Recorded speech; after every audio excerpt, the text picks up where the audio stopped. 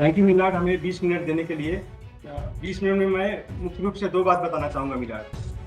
Yes, हाँ Maillard, बताइए। पहली बात यह है कि कंटेम्प्ट केस इन्होंने कोर्ट के साथ फ्रॉड करके लगाया है और फ्रॉड डिसीयस एवरीथिंग। और दूसरी बात मिलाड ये है कि व्हाट एवर मटेरियल कल इन्होंने डॉक्यूमेंट दिखाए थे। We can not look into the contempt petition in a writ petition. अभी तो आपको सिर्फ अपना बताना पड़ेगा कि व्हाट इज योर केस। जो कंटेम्प्ट केस है वो तो उन्होंने क्या किया है वो अलग बात है, वो अलग देखना पड़ेगा। कंटेम्प्ट में तो सुन नहीं रहा हूं मैं। Contempt has been disposed of. अब उसमें अगर सही हुआ गलत हुआ, you have a separate remedy. We can not look into your petition in a contempt. Impugned order में वही तो लिखा गया है कि कंटेम्प्ट केस के आधार पर खोला गया है। कंटेम्प्ट केस ही फ्रॉड करके लाया गया है। मटेरियल फैक्ट को सप्रेस करके लाया गया है मिलाड, और उसको मैं डॉक्यूमेंट्री एविडेंस प्रूव कर सकता हूँ। कंटेम्प्ट केस इन्होंने यह करके लगाया है कि इनका आरपी 354 कंप्लाई नहीं हुआ है, जबकि वो पूरी तरीके से कंप्लाई हो गया है। इनको कंटेम्प्ट केस लगाने का कोई प्रश्न नहीं बनता था।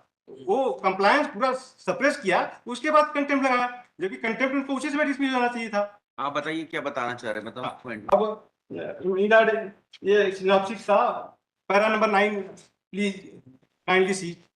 हाँ बताइए। मिलाड, इस टेबल में मैंने फाल्सूड बताया है पूरा।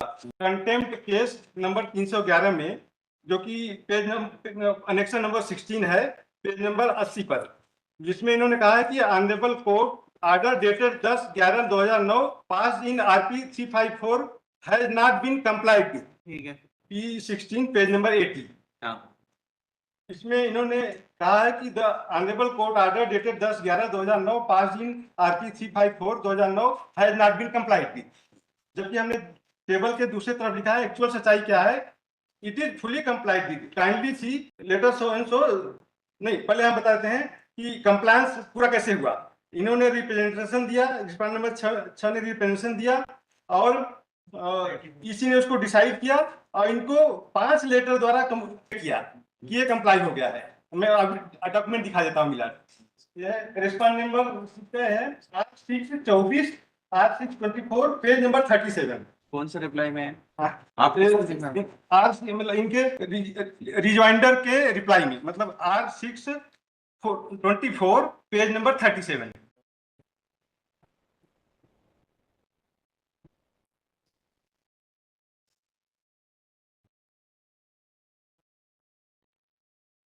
R6/24 पेज नंबर 37, लास्ट में इनके रिप्लाई का, रिजॉइंडर की रिप्लाई का है।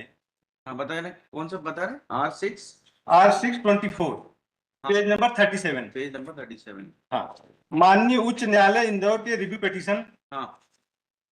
माननीय उच्च न्यायालय इंदौर के रिव्यू पिटीशन 3549 दिनांक 10/11/2009 में पारित आदेश के अनुपालन में कुल सचिव विक्रम विश्वविद्यालय उज्जैन द्वारा आदेश क्रमांक 20 के से परीक्षा समिति की बैठक में क्षमाशील मिश्रा द्वारा प्रस्तुत नैसर्गिक न्याय के सिद्धांत का पालन करते हुए सुना गया। श्री क्षमाशील मिश्रा का प्रत्यक्ष अभिकथन मूलतः संलग्न है।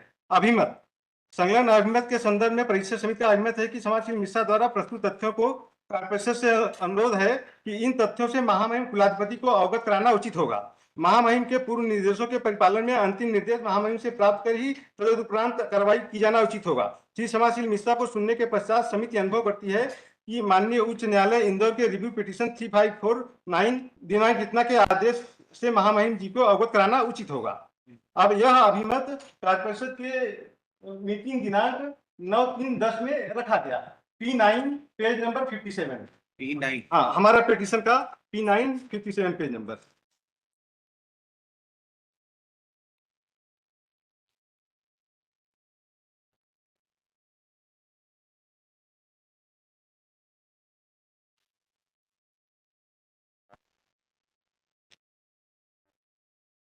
हाँ 57।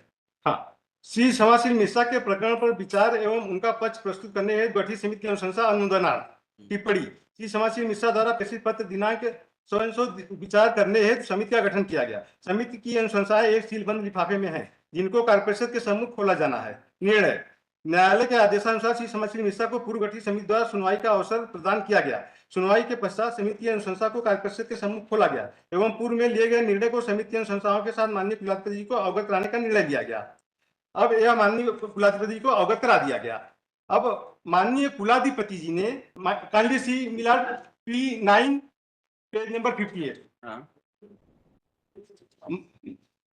माननीय कुलाधिपति, पहला नंबर, कुलाधिपति जी के पत्र संख्या 100 दिनांक 26 जून 10 के आदेशानुसार आपको कार्य परिषद के निर्णय क्रमांक 100 दिनांक 29 जून 2010 द्वारा सूचित किया गया था। इसके पश्चात आपको पत्र दिनांक 31 जुलाई 2010 के द्वारा भी सूचित किया गया था। अब मिलाड इनका रीजनल ऑर्डर इनको दे दिया गया। पॉइंट नंबर 2, कंप्यूटर साइंस विभाग में रीडर उपाचार्य पद पर नियुक्ति से पूर्व आप इसी विभाग में अशैक्षणिक वर्ग में तृतीय श्रेणी के कर्मचारी पद पर कार्य कर रहे थे। अतः शिकायत प्राप्त होने पर महामहिम कुलाधिपति जी ने मध्य प्रदेश विश्वविद्यालय की अधिनियम की धारा 10 के तहत सेवानिवृत्त न्यायमूर्ति श्री वी.के. अग्रवाल को जांच करने के लिए कहा। न्यायमूर्ति अग्रवाल ने आपकी नियुक्ति को गलत माना। अतः महामहिम कुलाधिपति जी ने मध्य प्रदेश विश्वविद्यालय की अधिनियम की धारा 10(5) के तहत दिनांक 28/8/2008 के द्वारा आपकी रीडर पद पर की गई नियुक्ति को निरस्त करने के आदेश दिए। इसके उपरांत आपको अपना पक्ष रखने के पर्याप्त अवसर दिए गए एवं कार्य परिषद की बैठक दिनांक 8/9 में आपकी रीडर कंप्यूटर साइंस के पद की नियुक्ति निरस्त की गई। इसके उपरांत आपके द्वारा माननीय उच्च न्यायालय की इंदौर खंडपीठ में रिव्यू पिटीशन 354/2009 दायर की गई। न्यायालय के आदेशानुसार आपका पक्ष समिति द्वारा सुना गया। समिति की अनुशंसा को कार्य परिषद में रखा गया। माननीय उच्च न्यायालय के निर्देशानुसार आपका पक्ष पुनः सुनने के उपरांत कार्य परिषद ने पूर्व निर्णय को यथावत रखा। इसके उपरांत राजभवन एवं कार्य परिषद के नियुक्ति निरस्त करने के निर्णय आपको अवगत कराए जा चुके हैं। अतः आपको रीडर पद पर नियुक्ति देना संभव नहीं है। यहाँ पे मेरा चूंकि इनको 5 पत्रों द्वारा, मैं 5 पत्रों का लेटर बताता हूँ। लेटर दिनांक 22/3/10, लेटर दिनांक 23/3/10, लेटर दिनांक 31/7/10, लेटर दिनांक 29/6/10, डेटेड 26/8/2010, जो कि यह मैं अभी पढ़ा मैंने। इन 5 पत्रों द्वारा आपको रीजन रिप्लाई देकर के बता दिया गया कि आपको रीडर पद पर नियुक्ति नहीं दी जा सकती है। मतलब इनका आरपी पूरी तरीके से कंप्लाई हो गया। मतलब इनका रिप्रेजेंटेशन सुना, कार्य परिषद ने डिसीजन लिया, डिसीजन को महामहिम के पास भेजा, महामहिम ने उनको कहा कि इनको सूचित कर दो। 2 पत्रों द्वारा सूचित किया गया, फिर बाद में 3 पत्रों द्वारा और 5 पत्रों द्वारा इनको रीजन रिप्लाई दे दिया गया। वो उनका गवर्नर का लेटर, गवर्नर डिसीजन, गवर्नर क्या, अरे जो सूचित करने बोला है कमेटी देखिए मेरा पहला पॉइंट ये है, पहला पॉइंट, अरे डिसीजन कहाँ है वो, हाँ जिससे ये कमेटी ने बोला ना कि इसमें लिखा ना, आपने लास्ट टाइम पढ़िए। इसके उपरांत राजभवन एवं कार्य परिषद के नियुक्ति निरस्त करने के निर्णय को आपको अवगत कराए जा चुके हैं। तो कहाँ है वो निर्णय, वो जो उनका था उनका गवर्नर साहब का, गवर्नर का लेटर, पहला पॉइंट में संख्या बता दिया हमने, मिला संख्या कुलाधिपति के पत्र संख्या 1053 रास यूए 4 दिनांक 26 जून 2010, पहले पॉइंट में ऊपर ही है। कहाँ है वो लेटर विश्वविद्यालय के पास आएगा, मिलाट हमारे पास नहीं आएगा। ये पत्र में सब कागज लगा लिए, तो वो कागज कहाँ है जो मेन कागज जिसके ऊपर आप कंटेस्ट कर रहे हैं पूरा मैटर? नहीं, मिलाट ये तो विश्वविद्यालय से बताएगा ना कि ये पत्र महामहिम के यहाँ से आया है। भाई जिसने भी ये लेटर लिखा है कैसे मानेंगे भाई आपको? अगर भाई it is your case, it is you to substantiate. Milord मैं ये कहना चाहता हूँ कि यह आपने आरटीए में क्यों नहीं मांगा कि ये लेटर जो जिसके ऊपर आप पूरी लड़ाई लड़ रहे हो, ये लेटर क्यों नहीं मांगा? 2010 ही लिखा है ना, 26 जून 2010 का लेटर, महामहिम का लेटर मिलाट कुलपति जी के पास आएगा। तो आपने क्यों नहीं लिया कुलपति जी से कि व्हाट इज दैट ऑर्डर? उस ऑर्डर को देख के तो आपको 2 मिनट में पूरा केस ही हो जाता है। मेरा में समझ में तो आ गया मेरे को के आदेशानुसार आपको कार्य परिषद के निर्णय पत्र दिनांक इतना 29 जून द्वारा सूचित किया गया, उसमें लिखा तो है मिलाट। अरे तो what is that decision, we have to understand भाई, उनके लिखे होने से थोड़ी कुछ होता है भाई। आपकी पूरी लड़ाई ये है कि he has been removed from the service, आपकी यही है ना? हाँ, जो कि गवर्नर साहब ने पहले कर दिया था, हाँ, उसके बाद यथावत रखा उसको फिर से। हाँ, हाँ, तो कहाँ है वो नहीं, उच्च न्यायालय की बात सुन करके इनकी बात, कहाँ उसके सुनने के बाद जो कहाँ है वो निर्णय, वही तो पूछ रहे हैं। ये लिखा ना आपने फर्स्ट लाइन में, क्या मतलब है वो कार्य परिषद का निर्णय मिलाट। ये क्या है? कुलाधिपति के पत्र संख्या इतना दिनांक 26 जून 2010 के आदेशानुसार आपको कार्य परिषद के निर्णय क्रमांक इतना 29 जून द्वारा सूचित किया गया। अब कार्य परिषद का निर्णय ही तो कोर्ट ने कहा था कि इनको कार्य परिषद का निर्णय लेके बता दो, तो कार्य परिषद ने निर्णय लिया जो पूर्व में इनका निरस्तीकरण का आदेश था। वो कहाँ है निरस्तीकरण का आदेश? मैं पढ़ता हूँ, निरस्तीकरण का आदेश इनका है ये है, हाँ, P748 पर लिखा है मिला, P748।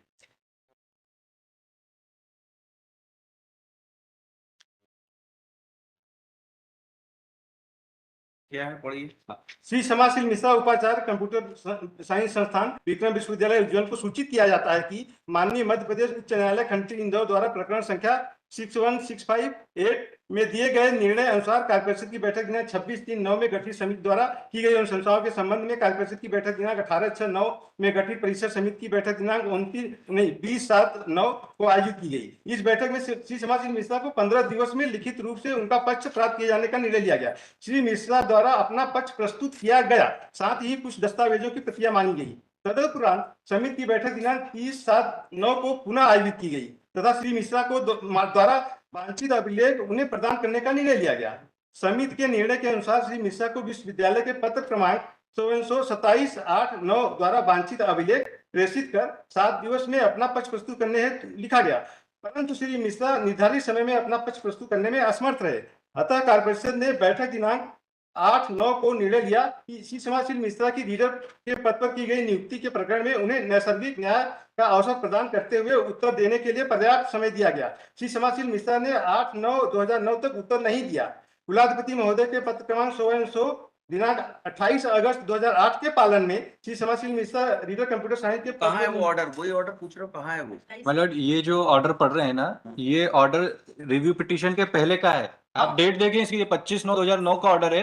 ये ऑर्डर हमने रिव्यू पिटीशन में पेश किया। हमने पहले रिट पिटीशन लगाई 2009 में, ये कहते हुए कि ये जो नोटिस 8/9/2009 का नोटिस जो बता रहे हैं, इन्होंने हमको बिना सुनवाई का अवसर दिए एक्स पार्टी टर्मिनेट कर दिया था। हम पिटीशन में फाइल, हमने न्यूज आइटम के आधार पर पिटीशन लगाई, कोर्ट ने हमको वो डिस्पोज ऑफ कर दिया इनिशियली रिट पिटीशन को, ये कहते हुए कि आप नेचुरल जस्टिस का ऑब्जर्वेंस का वो करें, नेचुरल जस्टिस का पालन करें और फिर हमारा पक्ष सुने और हमको जो भी नेसेसरी डॉक्यूमेंट से सप्लाई करें और फिर डिसीजन लें।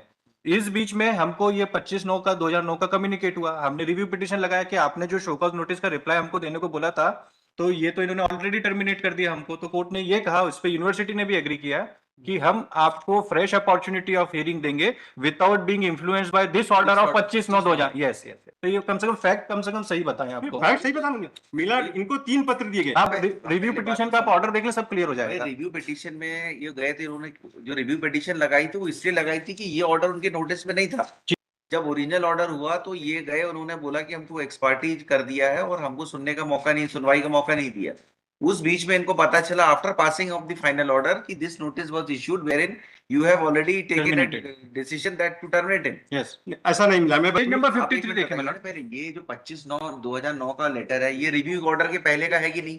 रिव्यू ऑर्डर के पहले का है, है ना? लेकिन अब इनको रिव्यू ऑर्डर दिखाइए। पेज नंबर 53 देख लें आप, इसी पिटीशन का पेज नंबर 53। मैं पूरा बात बता दूं, बस आप बता देना, चलेगा ना? आप फैक्ट सही बताओ। फैक्ट मैंने आपको कभी नहीं बोला बीच में। अरे ये जो लेटर जो बता रहे हो आप, इसी का तो रिव्यू करने गए थे ना वो। हाँ, अब रिव्यू का है फैक्ट, ये पेज नंबर 53 देखें इसी पिटीशन। ये कह रहे हैं कि हमको पत्र नहीं मिला, लेकिन 3 पत्र इनको दिए गए हैं, 3 महीने तक इनको समय दिया गया है मिला। अरे इस लेटर, ये लेटर कोई फाइनल हुआ ना, इसमें तो ये लेटर तो नहीं दिया था ना।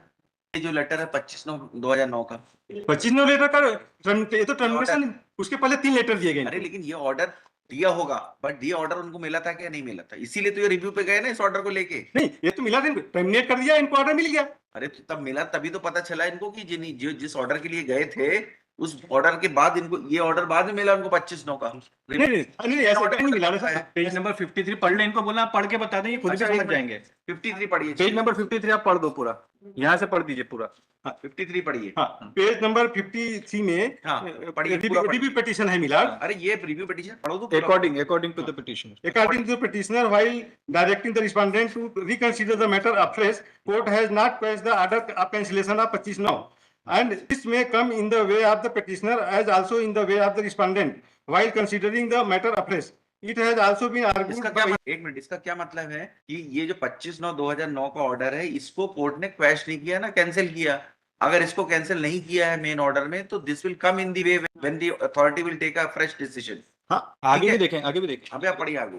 नहीं, बेसिकली मिला जो कोर्ट ने यहाँ फाइनल ऑर्डर किया है। अरे आप पढ़िए तो मैं समझ पढ़ ले। पढ़ लूं उसके आगे। हाँ ठीक है। It has also been argued by learned counsel for the petitioner that the words proposed action of cancellation in para 23-10 also requires to be deleted since the action of cancellation of the petitioner of appointment was already carried out by the respondent. अब इस पे रुकिए। अब 23/10/2009 का order क्या है?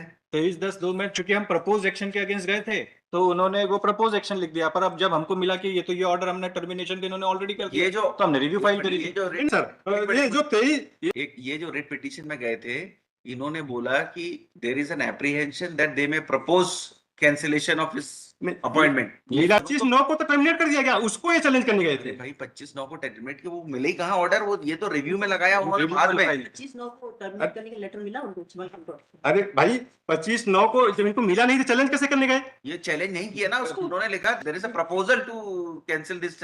मैं petition आई है, रिट पिटीशन का ऑर्डर आई है, वो उसी में रिप्रोड्यूस है, मतलब उसी रिव्यू के ऑर्डर में ये लो, पूरा रिप्रोड्यूस उसी में पढ़िए ये पूरा जो- रिप्रोड्यूस है। उसी के नीचे लिखा हुआ 23/10/2009 कुछ समझते नहीं। पढ़िए ना। मीरा ये गलत ऑर्डर हो गया, इसको उन्होंने नहीं, अब मैं इसको थोड़ी देखूंगा गलत ऑर्डर हुआ सही हुआ, सब गलत मीरा 354 के आरपी है, नहीं आरपी है, रिव्यू है, उसके पहले इन्होंने पिटीशन लगाई अरे है। वो उसका ऑर्डर दिया ना, नीचे पढ़िए ना उसका ऑर्डर, ही तो पढ़ा रहा हूँ मैं आपको। उसी वाला ऑन 23/10 ये जो मेन पिटीशन जो डिस्पोज हुई थी 23/10/2009 को हुई थी, जिसका रिव्यू आप पढ़ रहे हो अभी। जिसका रिव्यू पढ़ रहे हो। हाँ, जिसका रिव्यू पड़ रहा है कि वो 23/10 को उसका ऑर्डर आया था। हाँ 23/10 का ऑर्डर नीचे कोटेड है, उसमें पढ़िए जरा। आफ्टर आर्ग्यूइंग इट पढ़िए। लेकिन मीरा मैं ये कहना चाहूंगा 23/10 में इन्होंने इस कैंसिलेशन को चैलेंज किया है, किसी प्रपोज को नहीं चैलेंज किया है। अरे आप पढ़ो तो। देखिए क्या आपके पास पिटीशन है, क्या ओरिजिनल पिटीशन है जिसमें 23/10/2009 का ऑर्डर हुआ था? I will impose cost on you, अगर उसमें अगर इन्होंने अगर 25/9/2009 का लगाया हो तो। My lord, my lord, I am appearing for university in this matter, and if permit me, I would like to No. submit. We will not permit you, we will not permit you right now, we'll ask you when you have to address. नहीं उनको बीच में बोलने, मैंने बोला अभी बताएंगे। बात चला है मतलब। आप इतना परेशान मत हो, आप बात को समझो। ये जो पिटीशन इन्होंने पहले लगाई थी जिसका रिव्यू मांगने इन लोग आए हैं, वो WP नंबर क्या था? 7158 ऑफ 2009। जी हाँ, ठीक है? उसमें 25/9 का नो का ऑर्डर था हाँ और उसको क्वेश्चन नहीं किया था कोर्ट ने, तो हमने रिव्यू फाइल किया हाँ कि आपने ये ऑर्डर हमको जो दिया है उसमें आपने प्रपोज कैंसिलेशन लिख दिया, जबकि 25/9 का ऑर्डर ऑलरेडी हमारे अगेंस्ट में आ गया है। तो कोर्ट ने ये कहा कि 25/9/2009 में जो भी रीजनिंग दी गई है उससे अनइन्फ्लुएंस्ड हुए बिना आप हमारा केस अफ्रेश कंसीडर करेंगे after affording opportunity of hearing. अब बस देखिए- इतना सा केस था वो।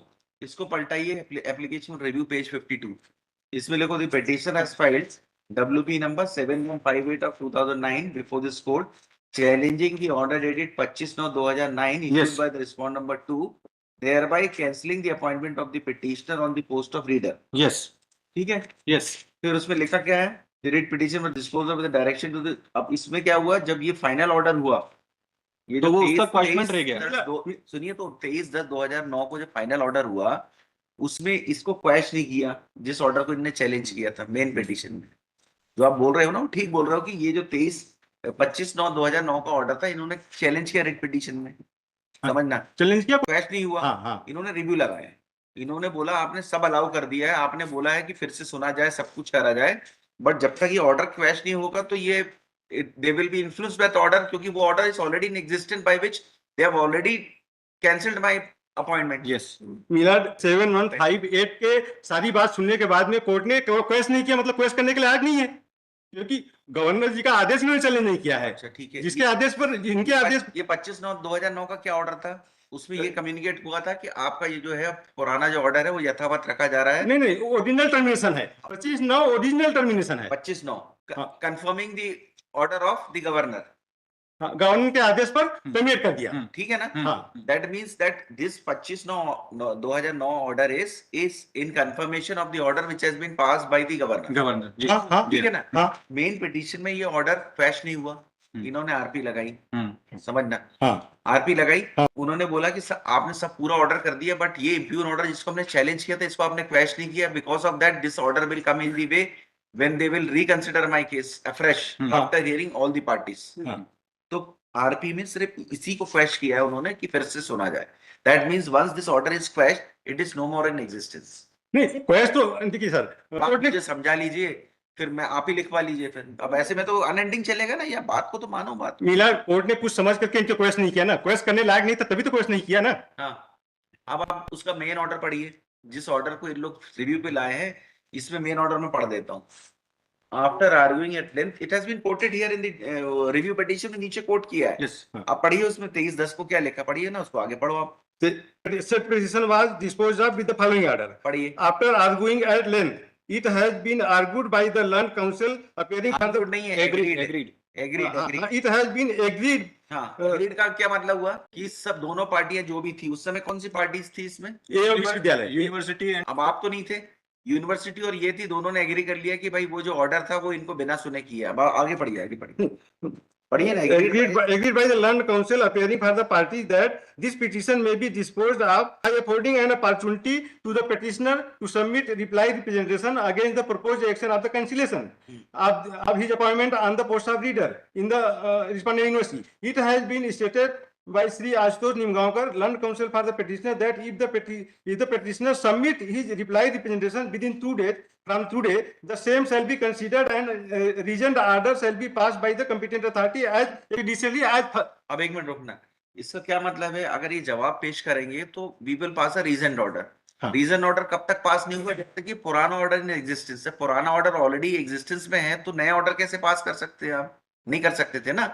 इसीलिए लोगों ने रिव्यू लगाया कि जो जिस ऑर्डर को इन्होंने चैलेंज किया था वो जब तक पैश नहीं होगा, इस पार्ट का कंप्लायंस नहीं कर सकती यूनिवर्सिटी। फिर भी रिव्यू में भी क्वेश्चन नहीं किया। आज कोर्ट ने तो क्वेश्चन नहीं किया ना, इन्होंने रिव्यू लगाया कि क्वेश्चन करो पहले, उसके बाद इनकी बात सुनो। अच्छा पढ़िए आगे। क्वेश्चन नहीं किया गया। हाँ, अब आइए। अब आगे बता। Having regard to the aforesaid submission made by Learned Counsel for the party, this petition is disposed of with the liberty to the petitioner to file a detailed reply with supporting documents before the competent authority of the respondent within 2 weeks from today, and said authority of the respondent shall examine the same and shall pass reasoned order taking into consideration the submissions made by the petitioner in said reply.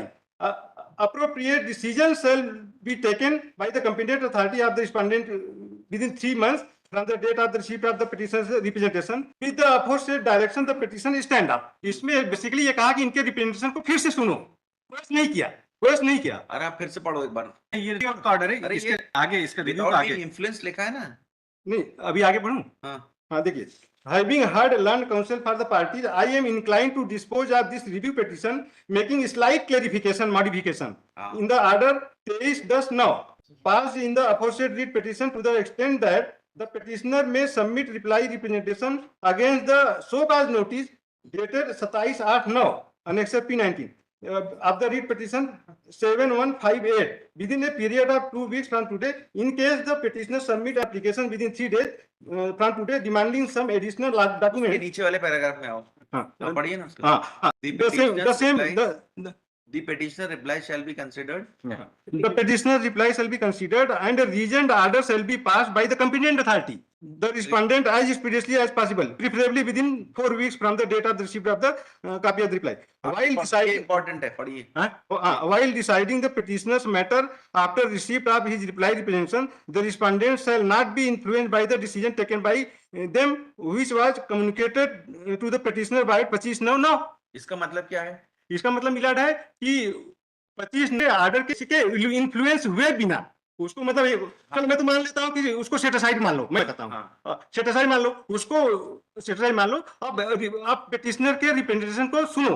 हाँ, उन्होंने सुना और चूंकि computer authority ये जानती है कि राजभवन ने इनकी नियुक्ति को कैंसिल किया है, उसको इन्होंने चैलेंज नहीं किया है।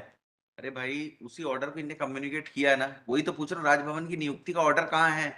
राजभवन, हाँ तो मैं पढ़ता हूँ वो ऑर्डर जो कैंसिल किया है वो उसके पहले का, नहीं, वो फाइल में पढ़ता हूँ, उसी के पहले का। 25 फाइल में मिला। that has been subjected to challenge before yes the court. Yes, वो 25/9 का order is based on governors order P7। But he says that you have not challenged the governor's order. हाँ, बिल्कुल सही बात। आप देखें ना। मैं पढ़ता हूँ, मैं पढ़ता आप गवर्नर का आदेश देखें, गवर्नर ने कभी ये नहीं कहा कि कैंसिल करो। गवर्नर ने, चूंकि एग्जीक्यूटिव काउंसिल कॉम्पिटेंट अथॉरिटी थी, तो एग्जीक्यूटिव काउंसिल को उन्होंने रेफर किया था। आप देखें ऑर्डर वो कहाँ है वो? पीछे हूँ। यार मैं पढ़ना चाहूंगा प्लीज। हाँ, P6 का ऑर्डर है वो। देखिए P6 पेज नंबर 45। पढ़िए। श्री क्षमाशील मिश्रा की कंप्यूटर साइंस विभाग में रीडर पद पर नियुक्ति। P6 पेज नंबर 45 44 है ये। 44 से स्टार्ट है, लेकिन इनका प्रकरण 2 में है। हाँ पढ़िए। मैं पहला पैराग्राफ 44 का भी पढ़ना चाहूंगा मिला। ये पढ़िए ना। हाँ। श्री क्षमाशील मिश्रा की कंप्यूटर साइंस विभाग में रीडर पद पर नियुक्ति को विश्वविद्यालय द्वारा उन्हें सौंपे गए शैक्षणिक कार्य एवं टाइम टेबल इत्यादि के आधार पर शैक्षणिक अनुभवधारी होना निरूपित करते हुए उचित बताया गया, जबकि आवेदक अशैक्षणिक पद पर कार्यरत था तथा स्वयं आवेदक ने अपने लास्ट लाइन पढ़िए, उसमें क्या लिखा है? लास्ट टाइम कहा कि देखिए नहीं मिला। देखिए अथवा विश्वविद्यालय ने यदि उन्हें अध्यापन संबंधी दायित्व भी सौंपा हो तो भी अशैक्षणिक तृतीय श्रेणी के कर्मचारी को व्याख्याता के समकक्ष नहीं। ये यहाँ तक इसको ऑब्जर्वेशन है उनका। This is his observation. अब आप उसका निर्णय पढ़िए नीचे। अब जैसा मतलब फैक्ट फाइंडिंग की जांच कर लिया। भैया, अतः श्री मिश्रा की नियुक्ति विधिक रूप से उचित न होने के कारण कार्यपरिषद द्वारा प्रकरण पर पुनः विचार कर नियमानुसार नियुक्ति आदेश को भाई की जाए।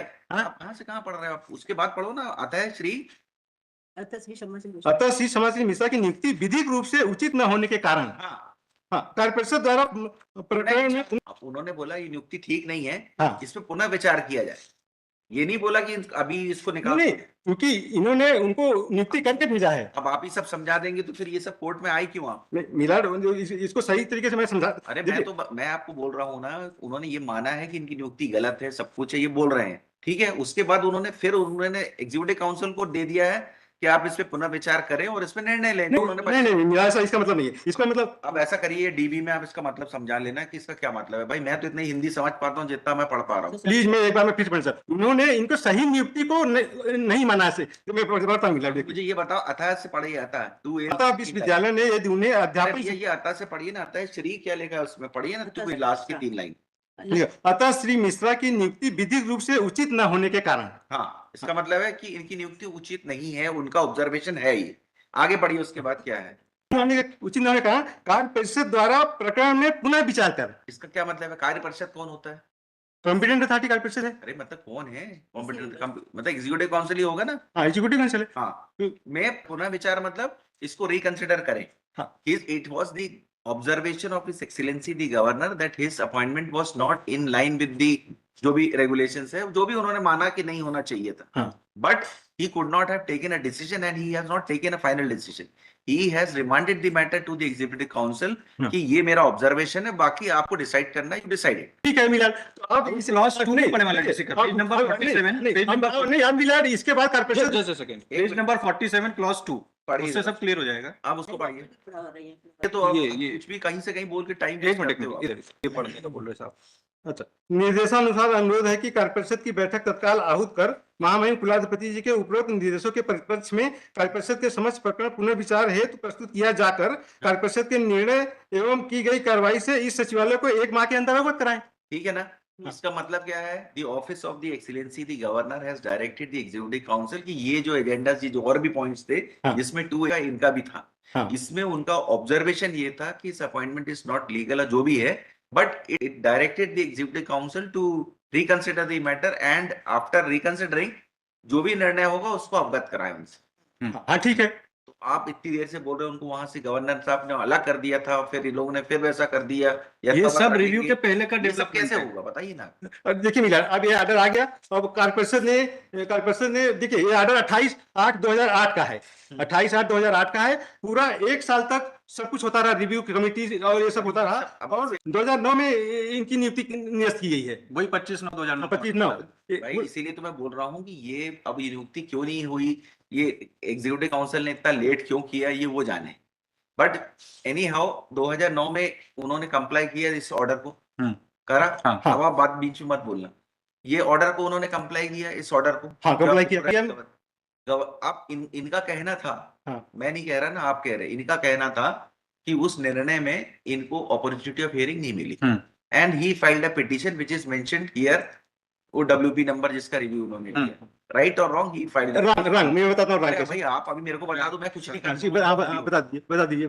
ठीक है ना। हाँ। ही अप्रोच दी हाई कोर्ट, हाँ। उन्होंने पिटीशन फाइल की, वो बोला कि साहब ये ऑर्डर मेरे पीछे पास कर दिया 25/9/2009 का, हाँ। इसमें मुझे सुना नहीं गया। ठीक। हाँ। हाई कोर्ट ने बोला ठीक है, आप इसको इस ऑर्डर को क्वैश किए बिना, हाँ। तो दे चैलेंज दिस ऑर्डर, हाँ। बट हाई कोर्ट इनएडवर्टेडली, और जो भी है, क्योंकि भाई it was not an order on merit because it was agreed by the parties. Yes आप उसकी लैंग्वेज समझना, यस दोनों पार्टी ने एग्री की थी, तो एग्रीमेंट के बेस पे उन्होंने बोला इनको फिर से सुन लिया जाए। Because it was not an order on merit, inadvertently the court left out, omitting the part to quash this order or set aside this order. कौन सा? Which was challenged the writ petition. मैं बात नहीं करूँ। अब एक minute no, सुनो। पहले सुनो। Therefore, they filed a review petition stating therein that कि पूरा ऑर्डर इंटैक्ट रखिए, बस सिर्फ जो आपने ये जो 25/9/2009 का जो ऑर्डर क्वैश नहीं किया है, this will come in my way. हाँ ठीक है। Because you have directed the council to reconsider my case arrest. So when this order is in existence, where they have taken a decision to remove me from the post, तो मेरा सुनवाई जो है बेकार हो जाएगा। तो कोर्ट ने सिर्फ इस पार्ट के लिए रिव्यू किया था कि ये इनएडवर्टेडली छूट गया है, इसको हम without being influenced by the order, authorities will pass the order. फिर उन्होंने निर्णय ले लिया। अब क्या वो निर्णय आपने चैलेंज किया है क्या? मतलब मैं कोई कहानी पिक्चर ही नहीं बता रहा मैं हूँ। सिर्फ एक डेवलपमेंट और बता देता हूँ जो ये नहीं बताएंगे। हाँ। जब ये पूरा सब हो गया, हम्म। कार्य परिषद का ऑर्डर आ गया, मतलब गवर्नर ने कहा आप टर्मिनेट करो, टर्मिनेट कर दिया, कोर्ट ने बोला वापस से सुनो, वापस से सुन लिया। फिर एग्जीक्यूटिव काउंसिल ने मेरे को अपॉर्चुनिटी ऑफ हियरिंग दी। नहीं, गवर्नर ने ये भी नहीं कहा टर्मिनेट करने। हाँ, वो ये बोला कार्रवाई करें। Reconsider it. हाँ, और इसीलिए अब R610 का देखें, गवर्नर हाउस का ही डॉक्यूमेंट, ये जो ये नहीं बताएंगे, और ना इन्होंने उस पिटीशन में कहाँ है? बताया। वो R610 पेज नंबर 60 पर है। अब उसमें देखें गवर्नर साहब क्या कह रहे हैं। ये किसमें है? ये मेरे रिप्लाई में है, R610। हाँ, 22 फरवरी 2010 का है ये। Page number 60। हाँ, पेज नंबर 60। अब देखें उसको। और ये कहते हैं कि कंटेम्प्ट नहीं हुई। हाँ, पढ़िए जरा।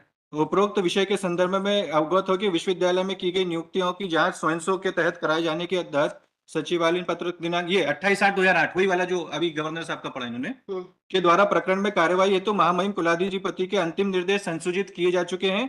प्रकरण में इस सचिवालय स्तर से कोई कार्यवाही की जाना अपेक्षित नहीं है। प्रकरण में अंतिम निर्णय कार्य परिषद के द्वारा ही लिया जाना है। निर्देशानुसार अनुरोध है। अभी मैं आप शॉर्ट में जो बताया ना आपने, गवर्नर ऑफिस से जो लेटर आया उस हिसाब से इन्होंने इनको टर्मिनेट कर दिया, निकाल दिया। इन्होंने हाई कोर्ट आए, चैलेंज किया, हाई कोर्ट ने उस पार्ट को छोड़ दिया, इन्होंने रिव्यू लगाया और रिव्यू में उन्होंने स्क्वैश कर दिया उस ऑर्डर को जिस हिसाब से इनको निकाला गया था।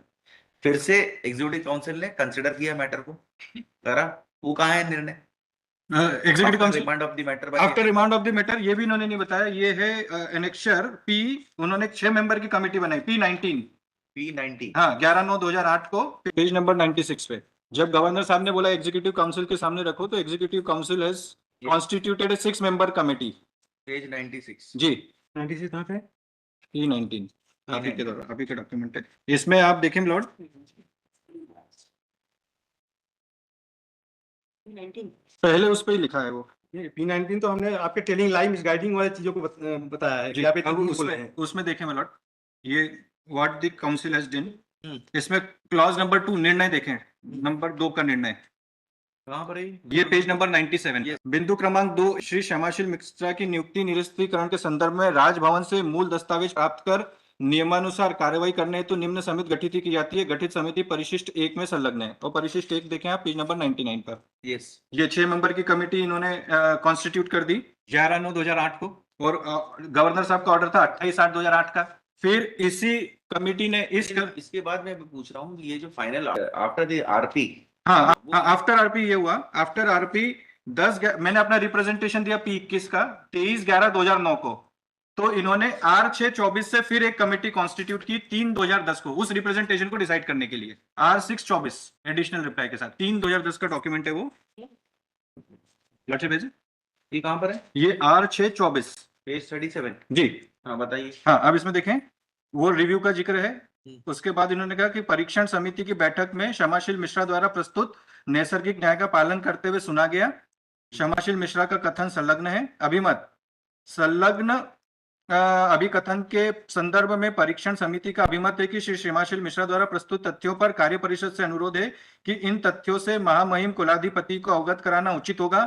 महामहिम के पूर्व निर्देशों के पालन में अंतिम निर्देश महामहिम से प्राप्त कर ही तदनुसार कार्यवाही की जाना उचित होगा। श्री क्षमाशील मिश्रा को सुनने के पश्चात समिति अनुभव करती है कि माननीय उच्च न्यायालय के आदेश के क्रम में महामहिम को भी अवगत कराना उचित होगा। अब जब इन्होंने ये इन्फॉर्म कर दिया तो व्हाट महामहिम has done, R610 page number 60 इसी में, हाँ, ये इसके पहले वाले रिप्लाई में R610 पेज नंबर 60 22 फरवरी 2010 को महामहिम ने बोल दिया कि 22 फरवरी पहले आता है मिलाड, जबकि इसी मार्च में हो गई है, और ये इसी मार्च की डिसीजन को महामहिम के पास भेजा गया है, और फरवरी में कैसे कर सकते हैं? पेज नंबर आप 60 देखें, उससे क्लियर हो जाएगा। 1 मिनट पेज, फैक्ट कम से कम सीधे बताएं, फैक्ट्स पे मत मैनिपुलेट करें। पेज नंबर 60 क्या है?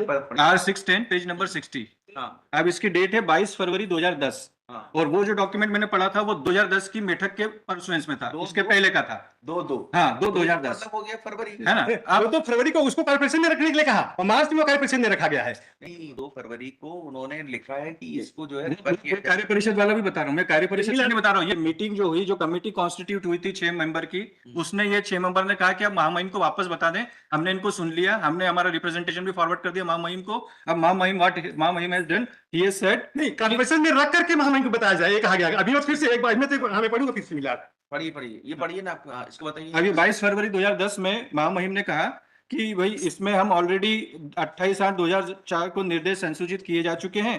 प्रकरण में इस सचिवालय स्तर से कोई कार्यवाही की जाना अपेक्षित नहीं है। प्रकरण में अंतिम निर्णय कार्य परिषद के द्वारा लिया जाना है। निर्देशानुसार अनुरोध है कि माननीय न्यायालय के आदेशानुसार निर्धारित समय सीमा में आवश्यक कार्यवाही किए जाना सुनिश्चित करें। अब आप सुनना, मैं 1 मिनट रुको। इनका मतलब है they have formed a committee after receiving the representation, they have intimated the governor on that this committee has been formed in view of the RP। मैं हाथ जोड़ के निवेदन करता एक हूं। मिनट सुन लेना, फिर आप बताना। अरे हाँ, बता दीजिए। जैसे मैं समझ पा रहा हूँ, हाँ, कमेटी का उन्होंने बताया कि ये कमेटी बन गई है, ये इनके अभ्यावेदन का जो भी है वो करेगी आरपी के हिसाब से। आप बताइए इसको आगे क्या करना है। उन्होंने ये निर्णय दिया 22 फरवरी 2010 को। 2 फरवरी 2010 का जो लेटर उन्होंने भेजा था जो कमेटी ने, उसका ऑर्डर उन्होंने 22 फरवरी को दिया कि हमारे पास भेजने की आवश्यकता। एक सुनो तो पहले क्या लिखा इस लेटर को, जैसा पढ़ा, हाँ, हाँ। हमारे पास भेजने की आवश्यकता नहीं है, ये कार्य परिषद जो है अपने लेवल पे इसको निपटाए। मिलाद, अब मैं बताना चाहूंगा, अभिमत फिर से पढ़ा जाए प्लीज मिलाद, अभिमत फिर से पढ़ा जाए। पढ़िए। संलग्न अभिमत के संदर्भ में परीक्षा कहाँ पढ़ रहे हो? Page number 37, R624, page number 37, ये सुनो। जो 3/2 का है, 3 फरवरी का है। हाँ पढ़िए। हाँ, अब अभिमत पढ़ता हूँ मिलाद फिर से। संलग्न अभिकथन के संदर्भ में परीक्षा समिति का अभिमत है कि श्री समाशील मिश्रा द्वारा प्रस्तुत तथ्यों पर कार्य परिषद से अनुरोध है, ये बहुत जरूरी है सर। कार्य परिषद से अनुरोध है कि इन तथ्यों से महामहिम कुलाधिपति जी को अवगत कराना उचित होगा। कार्य परिषद अवगत कराएगी, कार्य परिषद में निर्णय लेकर। इसके बाद तो आपका कहना कार्य परिषद ने अवगत नहीं कराया? नहीं, 9 मार्च को डिसीजन लिया और महामहिम को अवगत कराया। भाई मैं ये पूछ रहा हूँ, इस लेटर के हिसाब से कार्य परिषद को अवगत कराना था क्या? हाँ, इस अभिमत के अनुसार से इसको कार्य परिषद में रखना था। किसको कहाँ लिखा है रखने के लिए? अरे देखिए मिलाद, समाशील मिश्रा द्वारा प्रस्तुत तथ्यों पर कार्य परिषद से अनुरोध है। हाँ तो कार्य परिषद में जब तक रखेगा ही नहीं तो कार्य। सुनो तो क्या लिखा है, आप पढ़ो। हाँ, यहाँ देखिए, श्री समाशील मिश्रा द्वारा प्रस्तुत तथ्यों पर कार्य परिषद से अनुरोध है कि इन तथ्यों से महामहिम कुलाधिपति जी को अवगत कराना। से महामहिम कुलाधिपति को अवगत कराना उचित होगा। हाँ, तो जो तत्व इन्होंने रखे होंगे वो तत्व कार्य परिषद को बोला कि ये तत्व आप उनको इंटीमेट करो, किनको? गवर्नर को। ठीक है। अब कार्य परिषद ने वहां भेजा होगा। कार्य परिषद ने मार्च नहीं मिला, नहीं मैं भी सुनिए, मार्च का डेट है वो। कार्य परिषद ने 9 मार्च को डिसीजन लिया कि महामहिम को भेजा जाए। जब 9 मार्च को जब 9 मार्च को वहां पे भेजा गया है तो महामहिम के यहाँ से 22 फरवरी को कैसे आ सकता है कोई भी चीज? 22 फरवरी 9 मार्च से पहले है।